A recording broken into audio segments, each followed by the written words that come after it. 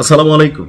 যারা ইরানের পাগলা ফ্যান ফলোয়ার আছেন, যারা ইরাকের পাগলা ফ্যান ফলোয়ার আছেন, যারা বীরদের ফ্যান ফলোয়ার আছেন, আজকের ভিডিওটা আপনার জন্য শেয়ার করবেন।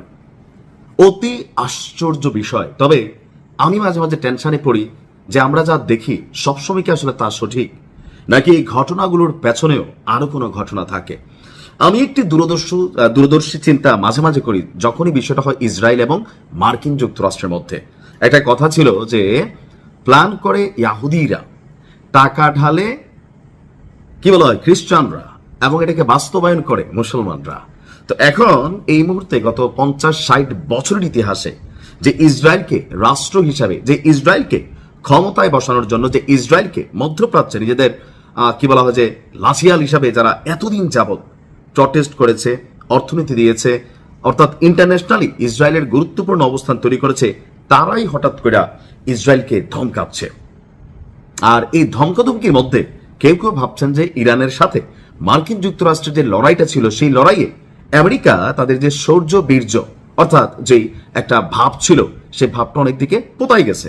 এবং পোতানোর সেই ভাবটা যেন আর না পোতায়, সেই জন্য সাময়িকভাবে হয়তো নিজেদের স্ট্র্যাটেজিক্যাল অবস্থা একটু পরিবর্তন করছে। কিন্তু ব্যাকগ্রাউন্ডে আসলে কি তা, কারণ ইসরায়েলকে যেই ভাষায় ডোনাল্ড ট্রাম্প বক্তব্য দিচ্ছে, ইসরায়েলকে যেই ভাষায় শাসন করছে, এই শাসনগুলো কতটুকু সত্যি। তবে ইসরায়েলও বলছে যে আমরা আমেরিকার নির্ভরতা চাই না, আমরা আমাদের মতন করে লড়াইটা করব, কারণ আমাদের সাথে মিত্ররা আছে। দর্শক, মার্কিন যুক্তরাষ্ট্রের প্রেসিডেন্ট ডোনাল্ড ট্রাম্পের প্রশাসনের সাথে একটা বড় ধরনের ক্ল্যাশ তৈরি হয়েছে ইসরায়েলের সরকারের।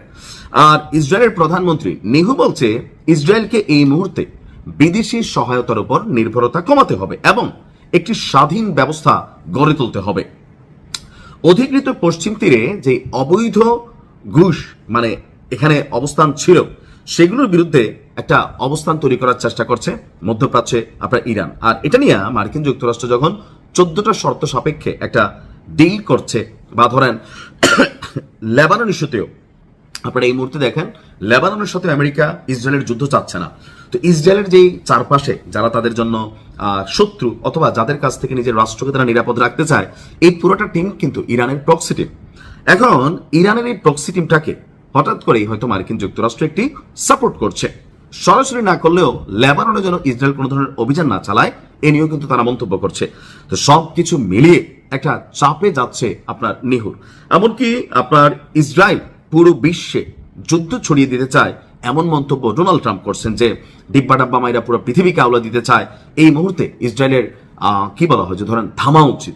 এখন এই যে উড়তে থাকা একটা ঘোড়া, এটা যদি হুট করে আপনার থামাইতে হয়, তখন স্বাভাবিকভাবে চিন্তা হয় ঘোড়াটাকে উল্টে যাবে, নাকি পেছন থেকে আগে এখানে একটা থামানোর জন্য কোনো রকম পরিকল্পনা ছিল। তবে আমার মনে হয় আমরা যারা খুশি হচ্ছি চোখে দেখতেছি আর কি, বাট থাকে না যে আমি যা দেখলাম আসলে তা না, এর পেছনেও ঘটনা থাকে। তবে সব ঘটনা সামনে আসে না, মাঝে মাঝে আইডিয়া করে নিতে হয়। যেহেতু মার্কিন যুক্তরাষ্ট্র এবং ইসরায়েল একে অন্যের উপর কঠিনভাবে নির্ভরশীল, হুট করে ইরানের ইস্যুতে, লেবাননের ইস্যুতে আমেরিকা এমন সিদ্ধান্ত নেবে, আমার কাছে একটু রহস্যজনক মনে হচ্ছে। দেখা যাক কি হয়, বাট আপাতত এনজয়, ভালো থাকুন।